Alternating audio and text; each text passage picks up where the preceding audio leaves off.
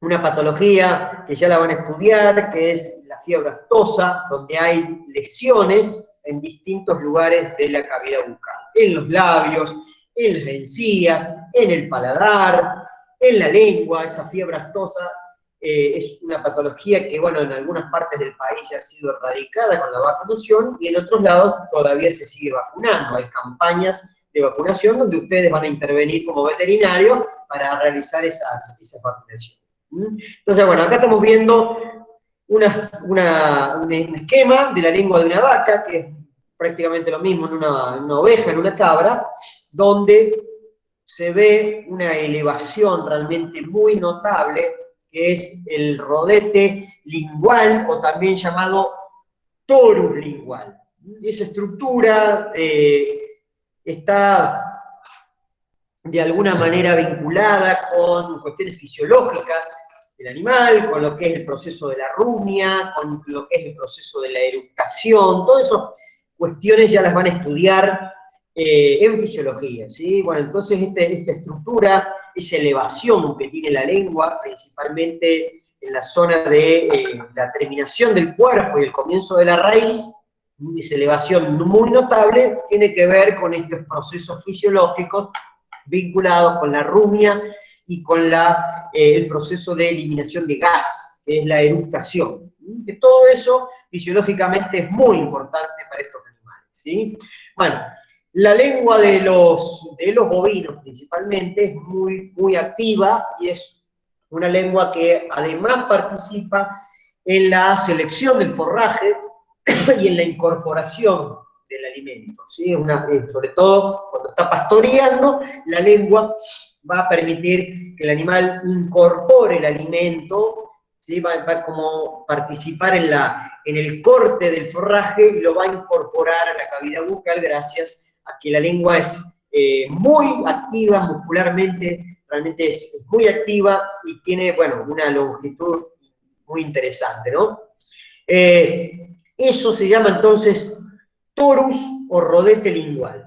Y delante existe una pequeña fosa, esto lo pueden ver ustedes si van a una carnicería y piden una lengua, van a ver, todos estos detalles se pueden ver perfectamente en la lengua de una carnicería. ¿Sí? El torus lingual y la fosa lingual. La fosa lingual no se ve, no está desarrollada en los pequeños rumiantes, pero sí en la vaca. En la vaca sí se nota bien el torus, esa elevación, y se ve bien también la fosa lingual. Bueno, toda la cavidad bucal de los rumiantes, toda la cavidad en las mejillas, en la lengua, en el paladar y demás, hay una gran cantidad de papilas cónicas, cornificadas, por eso tiene ese aspecto realmente muy rugoso, muy resistente, con una gran cantidad de queratina.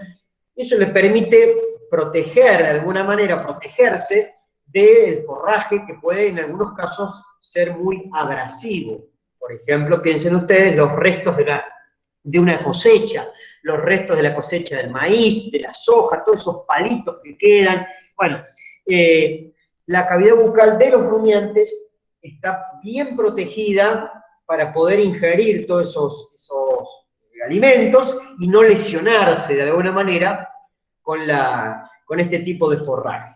De todas maneras, sí hay lesiones, como están viendo acá, pueden haber lesiones provocadas ya sea por distintos patógenos, como también puede ser también por el propio alimento, pero en general el alimento no logra lesionar las distintas estructuras de la cavidad bucal. Ni las mejillas, ni los labios, ni el paladar, ni la lengua, porque está bien preparada con todas estas papilas cornificadas que la protegen. Bueno, acá de nuevo, bueno, el tema de dientes, seguramente lo vieron, qué pasa con los dientes de los animales, ¿sí? Que tienen una dentición permanente, hay una dentición de leche, que es una dentición decidua, de ahí surge un poco toda esta clasificación, heterodoncia y difiodoncia, son la clasificación de los dientes, ¿no? Heterodoncia significa que tienen distintos dientes adaptados a funciones diferentes. Y difiodontes o difiodoncia significa que hay dientes de leche o temporales y dientes permanentes o definitivos. Eso es lo que significa cada uno de estos términos, ¿sí? Y ahí aparece que los mamíferos sean todos heterodontes y difeodontes, ¿sí? Incluyéndonos a nosotros, ¿no? Entonces acá está claramente, por ejemplo, expresado lo que ocurre en un carnívoro, ¿sí? Donde los incisivos se encargan de funcionar como para tratar de romper el alimento, ¿no es cierto?, de dividirlo como si fuese una especie de tijera. Los caninos, que son los dientes, los famosos colmillos que tenemos acá, estos son los colmillos, ¿no? Los caninos superiores e inferiores, se encargan de desgarrarlo porque se introducen principalmente en los músculos de las presas, entonces lo desgarran al alimento y posteriormente los premolares y los molares, que son las piezas dentarias que están más hacia caudal, son los que van a triturar, el alimento. Bueno, cada especie también tiene sus propias piezas dentarias, ¿no? Sus propias piezas dentarias y su morfología dentaria adaptado a su hábito de alimentación. Y bueno, y los dientes ya sabemos que se van a tener una determinada cantidad de tiempo cuando el animal es lactante y después empieza de a poquito a reemplazarse, ¿sí? A reemplazarse. Bueno, y acá seguramente también vieron con los profes el tema de lo que es la cuestión de la fórmula dentaria, que yo acá remarqué principalmente, lo más importante es tener una idea de lo que ocurre con la dentición permanente, ¿sí? Y para eso existe una fórmula que varía un poquito entre cada especie, inclusive dentro de, por ahí, la especie de los carnívoros, no es exactamente igual la cantidad de dientes que tiene un perro de la cantidad de dientes que tiene un gato, ¿no? No hay una homología directa.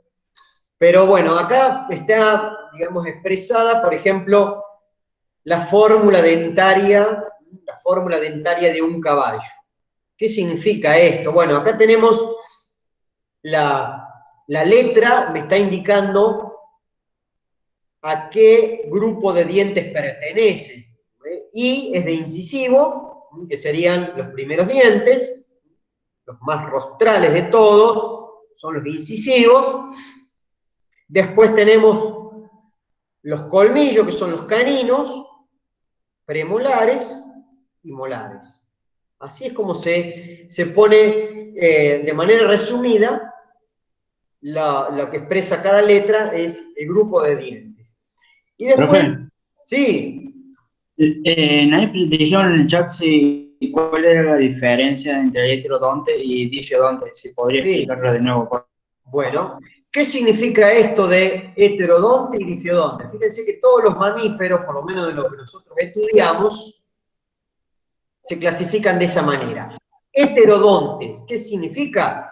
Digamos que los dientes, más allá que tienen ciertas similitudes en su estructura, son básicamente iguales, pero las formas de los dientes están adaptadas a distintas funciones. Por eso es que por ejemplo, los incisivos tienen una forma, los colmillos tienen otra forma, los premolares y molares tienen otra forma. Eso significa este término heterodonte, distintas formas de acuerdo a funciones.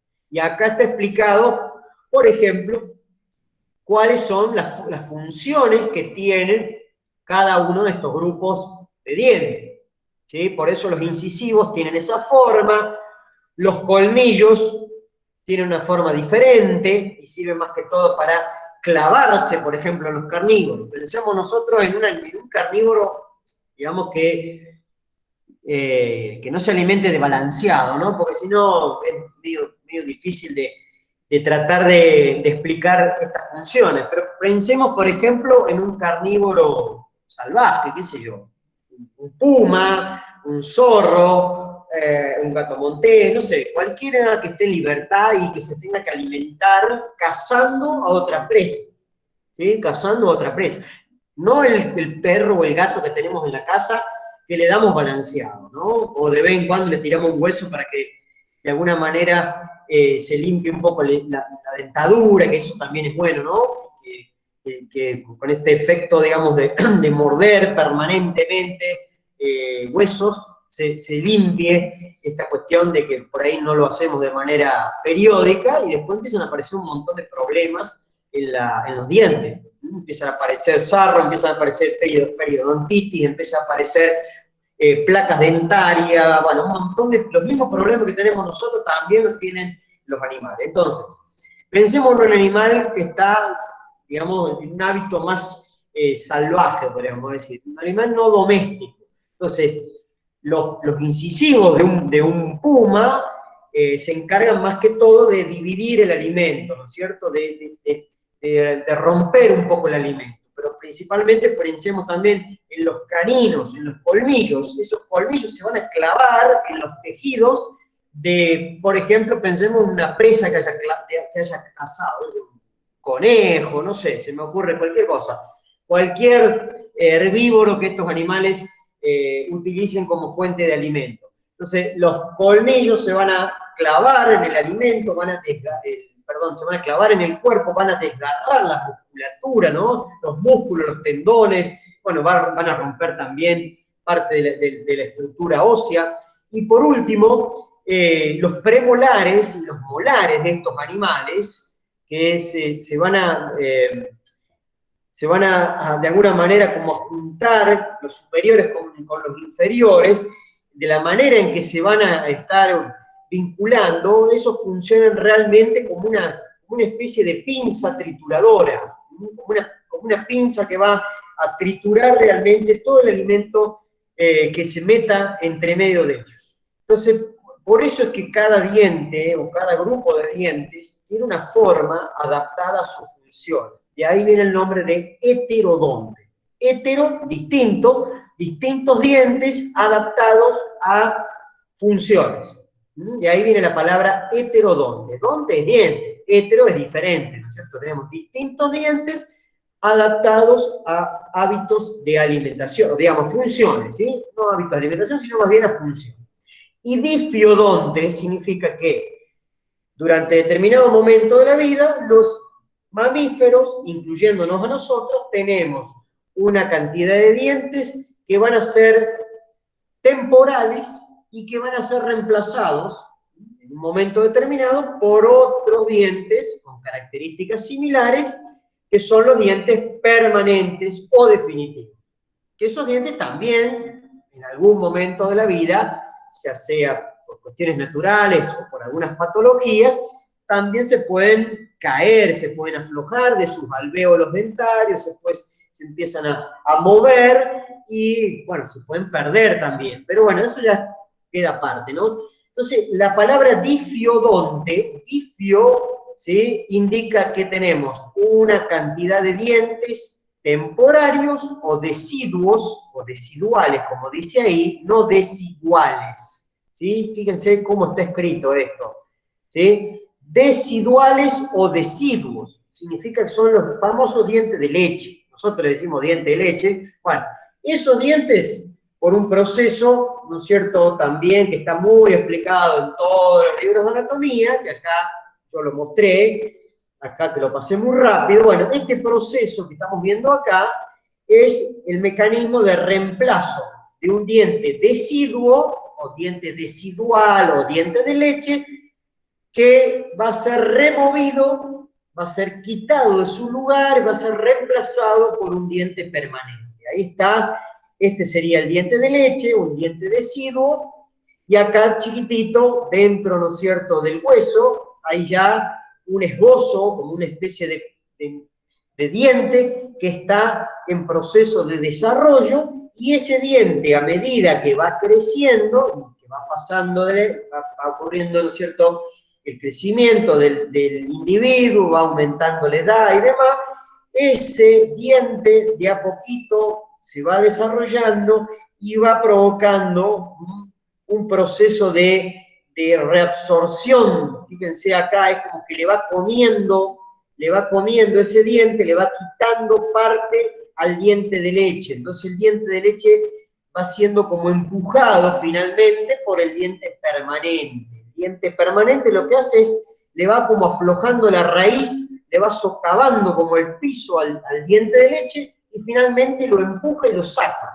¿Sí? Lo quita de su alvéolo, lo quita del lugar donde está ubicado el diente de leche, y después que el diente de leche se cae, se sale de su lugar, de a poquito va siendo reemplazado por el diente permanente. El diente permanente debería durar, de ahí viene el nombre, durante toda la vida. Y eso, bueno, sabemos que por lo menos en nuestra anatomía, en el humano, en muchos casos, esos dientes permanentes también se pueden llegar a caer, se pueden aflojar y se pueden caer. Entonces, ahí tenemos las dos cosas, la difiodoncia, diente de leche y diente permanente, y la heterodoncia, que son distintos dientes o distintas formas de dientes de acuerdo a las funciones, ¿sí? A las funciones. Lógicamente que esto, dependiendo también las especies, puede variar desde el punto de vista, más allá que todas las especies son difiodontes y heterodontes, bueno, no es lo mismo comparar la dentición de un carnívoro y trasladarla sin ninguna diferencia a un herbívoro. Pensemos en un caballo, pensemos en una vaca, en una oveja, en una cabra. Estos herbívoros, bueno, los dientes están todos más bien preparados para un poco cortar, ¿sí? Arrancar el alimento, el forraje, y triturar, ¿sí? Triturar.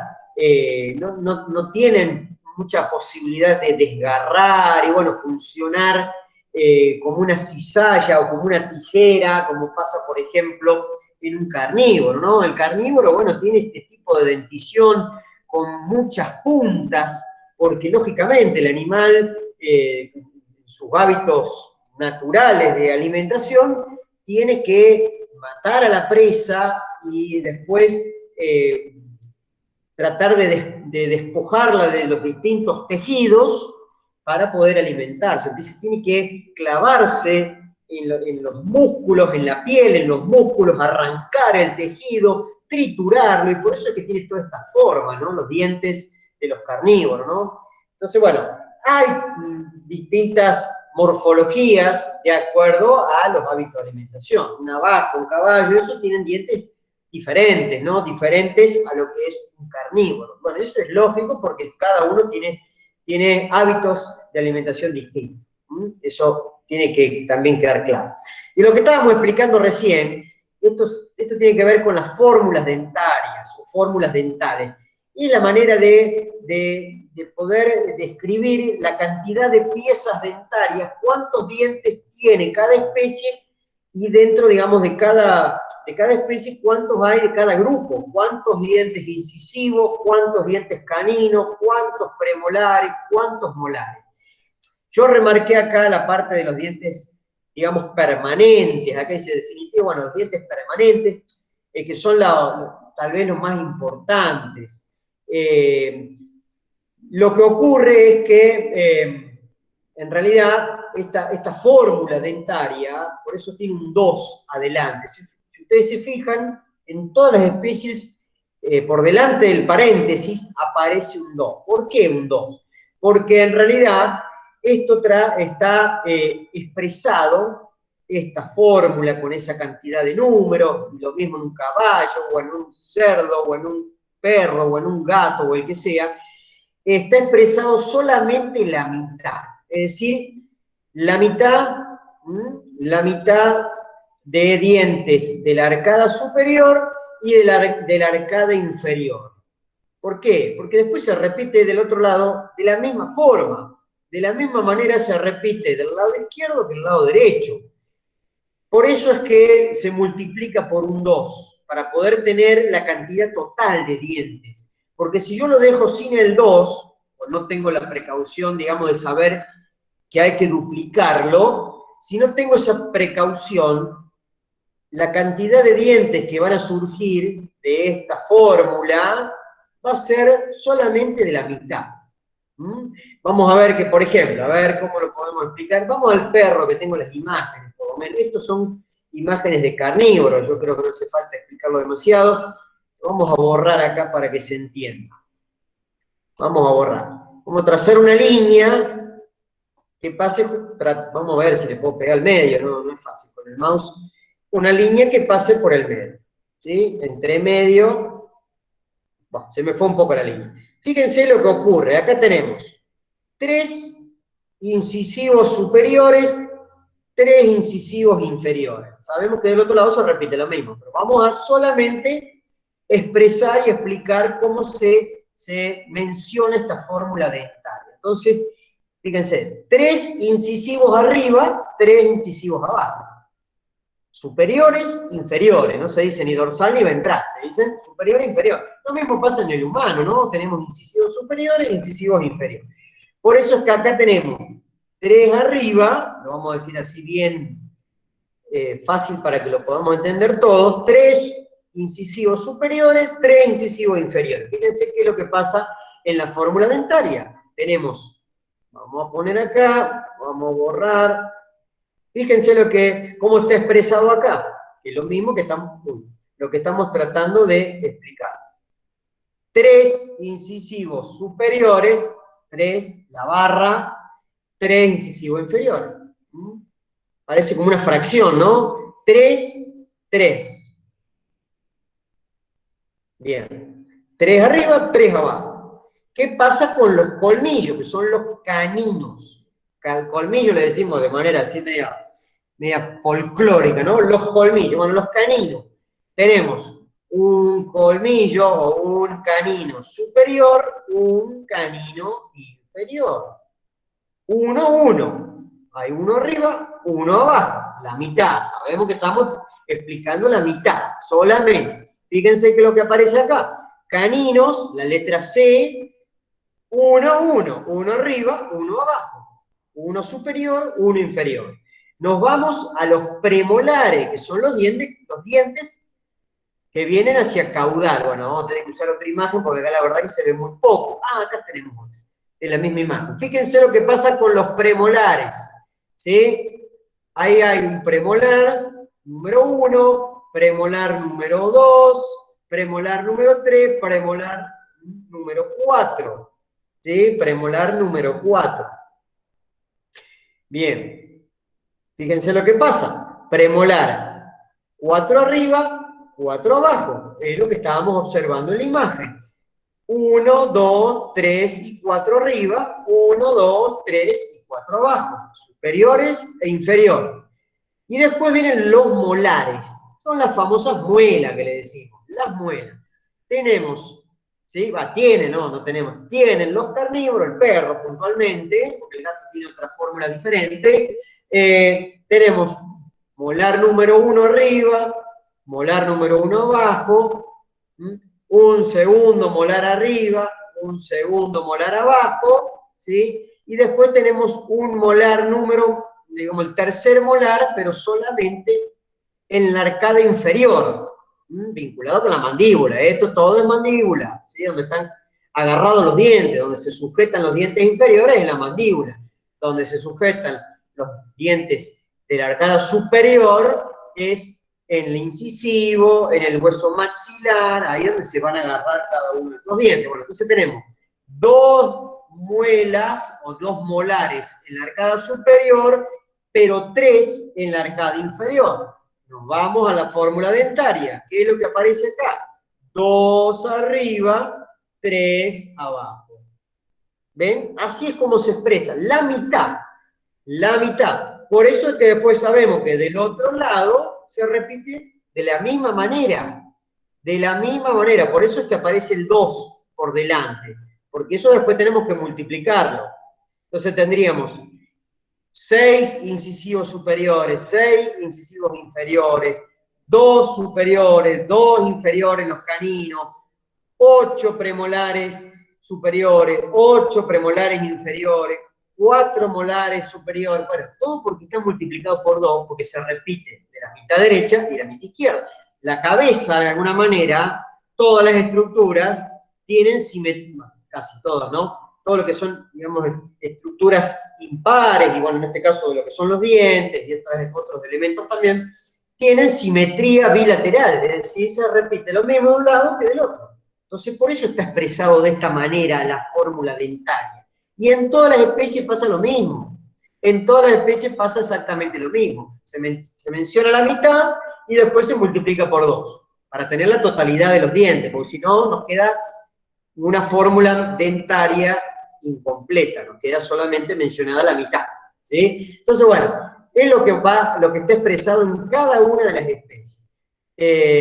Ahí tenemos la fórmula dentaria del caballo, la de un rumiante, la del cerdo. El cerdo es la especie que más dientes tiene dentro de los mamíferos domésticos, es la especie que más dientes tiene y además tiene una morfología bastante particular, porque tiene dientes parecidos a un carnívoro, pero a su vez también el animal tiene hábitos de alimentación similares a los herbívoros, pero también puede ingerir otras cosas. Bueno, el cerdo de por sí tiene muchas, es como una especie donde se combinan diferentes especies. Por eso que los dientes de un cerdo realmente pueden triturar, pueden moler, pueden aprovechar pastos, granos, restos de otros animales, digamos, fuentes de origen animal, ¿no es cierto? Se pueden nutrir de otras especies, ¿no?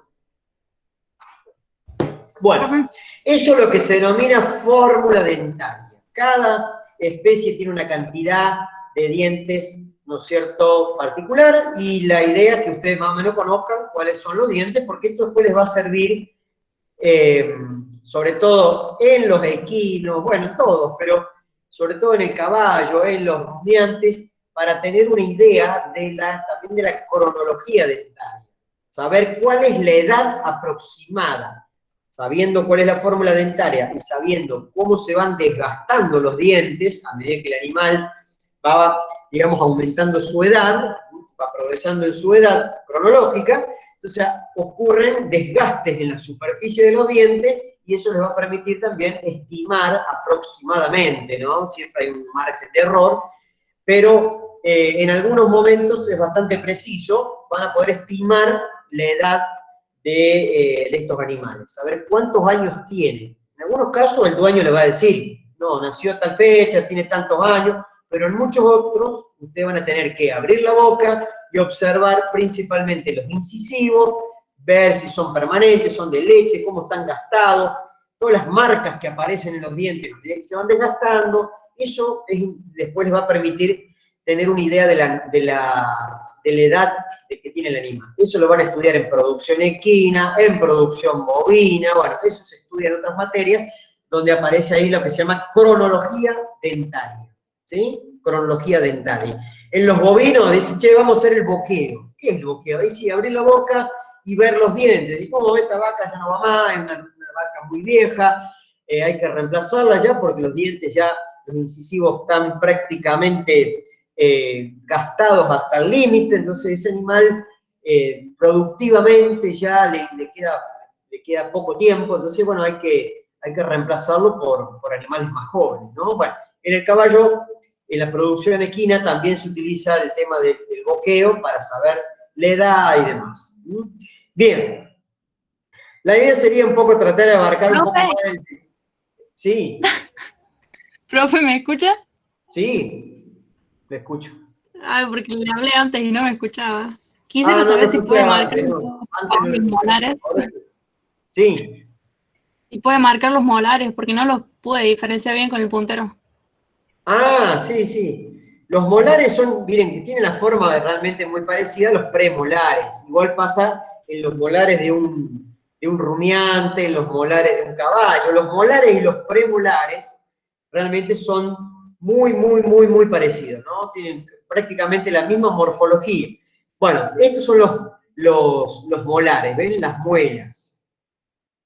Hay una muela, principalmente esta, que es la primer muela que tienen los carnívoros, le dicen no sé, bueno, tiene que ver con el triturado del alimento, pero le dicen la muela carnicera, la muela carnicera. Ese es el nombre que le han puesto, esas cúspides que tiene, ven esas puntas que tiene las muelas y los premolares, cuando ustedes ven, cuando la boca está cerrada, ¿sí? Cuando la boca está cerrada, la superficie masticatoria de los dientes superiores se intercalan con la superficie masticatoria de los premolares y también de las muelas inferiores. Entonces, eso hace como una especie de engranaje donde encajan realmente muy bien, salvo que el animal tenga alguna patología en la mordida, ¿no? Pero eso hace que cuando el alimento queda metido entre las superficies masticatorias de los dientes superiores e inferiores, eso genere realmente como una trituradora de alimento.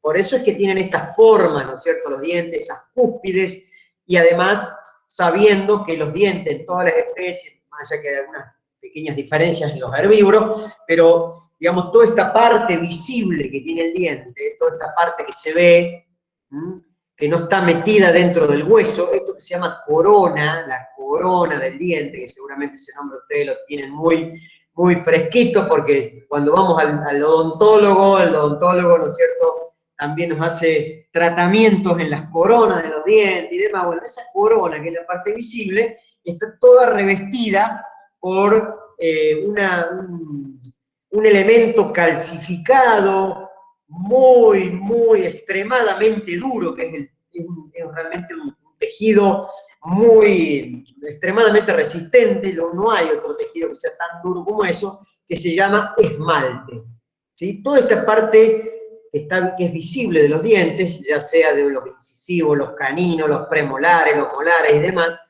toda esa parte visible, que no está metida dentro del hueso y que no está revestida tampoco por la encía, bueno, toda esa parte que se llama corona, todo eso es la corona del diente, tiene un tejido calcificado, mineralizado, muy complejo, extremadamente duro, que se denomina esmalte. El esmalte no se repara nunca más. Si se sale por alguna causa o no se forma por alguna causa, no se regenera. Es un tejido realmente muy particular.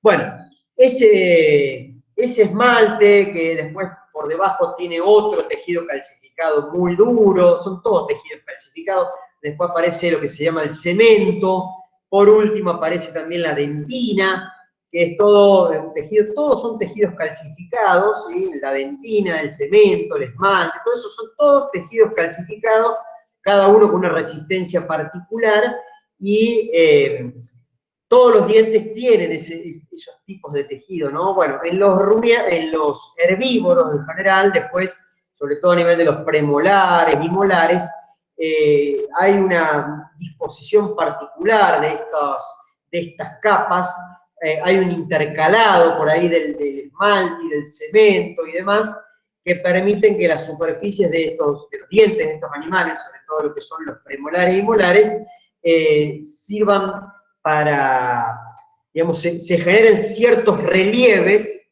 ya que tienen distinta resistencia. El cemento es más blando que el esmalte, entonces se desgastan distinto. El cemento se desgasta más rápido y el esmalte, que es extremadamente duro, se desgasta de menor manera. Entonces hace que la superficie de los premolares y los molares de los herbívoros tengan todo así como irregularidades.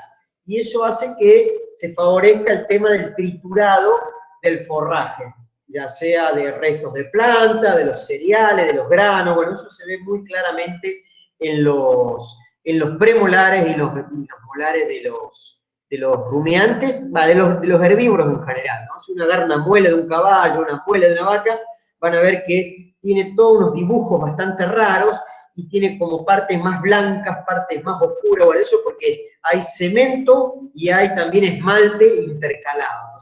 Se desgastan de distintas formas, el cemento se desgasta antes y el esmalte se desgasta después, y eso favorece también para el tema del triturado del forraje. Bueno, bien, Vamos a un poquito más a otro órgano que ya hemos visto algunas cositas vinculadas al aparato respiratorio. Esto es un órgano músculo membranoso, ya sabemos que no tiene más que músculo y una cobertura de mucosa, es la faringe. La faringe es una parte compleja porque acá se intercalan las vías respiratorias, se entrecruzan, en realidad no se intercalan, sino que se entrecruzan las vías respiratorias y la vía digestiva. Además que la faringe tiene conexiones con otros elementos, no solamente con componentes del aparato digestivo y respiratorio. Acá estamos viendo un corte más o menos sagital o mediano, donde todo esto corresponde a faringe. Voy a tratar de hacer un poco el contorno, bueno, ya se me fue. Ahí está el paladar, pero por debajo del paladar blando también hay partes de la faringe, hay un pequeño espacio ahí que está marcado, acá también hay partes de faringe, todo esto termina siendo porciones de la faringe. Ahí está el comienzo del esófago. Esto que está acá es una estructura propia del caballo, que está estrictamente vinculada también con una parte de la faringe, que son las bolsas guturales, que ya la hemos visto, un poco esas estructuras particulares y que, bueno, hasta el día de hoy se está debatiendo un poco las funciones. Bueno, todo esto corresponde a faringe, ¿no? La faringe es una parte muy complicada, porque acá tiene que pasar el aire, tiene que pasar el agua, tiene que pasar el alimento, y se conecta también con otras porciones, ¿sí? Con otras porciones del animal que no estrictamente no son del aparato respiratorio, ni tampoco digestivo, como por ejemplo esto que estamos viendo acá, una pequeña ranura, que eso finalmente se va a conectar con el oído medio, a través de un conducto que se llama trompa auditiva, que puntualmente en el caballo está muy deformado, muy dilatado, formando esas bolsas guturales, pero bueno, en el resto de las especies, la faringe, incluyéndonos también a nuestra anatomía, también se conecta con el oído, con los oídos, con una parte del oído. Entonces acá tenemos las distintas porciones que se le describen a la faringe, ¿no? Este órgano muscular y membranoso que tiene numerosos músculos que funcionan principalmente, bueno, digamos, involucradas en la deglución, cuando pasa el alimento, pero también son músculos muy activos durante la parte respiratoria, durante la fase respiratoria, no una porción, sino una fase respiratoria. Entonces, estas son las tres partes que se le reconocen a la faringe. Una porción o dos porciones, podríamos decir, vinculadas con el aparato respiratorio, la nasofaringe y la laringofaringe, son dos partes vinculadas con el aparato respiratorio. La nasofaringe sería toda esta parte, todo esto, y pegadito a la laringe, no hay un límite preciso y exacto, pegadito a la entrada de la laringe va a estar la laringofaringe. ¿Sí? La laringofaringe está conectada de alguna manera con la nasofaringe. El único límite, podríamos decir, entre laringofaringe y nasofaringe es, acá es difícil de establecer, a ver si tengo otro, a ver en este dibujo, difícil acá. Bueno, el único límite que nos puede llegar a servir para distinguir entre nasofaringe y laringofaringe que están comunicadas es mediante un pliegue, que acá lo voy a tratar de dibujar, pero bueno, hay un pliegue mucoso que va pegadito a la pared de un lado y del otro. Pensemos que esto es todo tridimensional, y acá estamos viendo solamente la mitad, pero hay un pliegue de mucosa que va desde el paladar blando, que es esta estructura que tenemos ahí, acá, desde el borde libre del paladar blando, del borde este que está acá, hay una membrana mucosa de un lado y del otro, desde el paladar hacia la entrada del esófago. De un lado y del otro. Pensemos que esto hace lo mismo del otro lado. Hace así y se conecta acá. Bueno, es difícil, no lo puedo dibujar, pero esto genera como una especie de orificio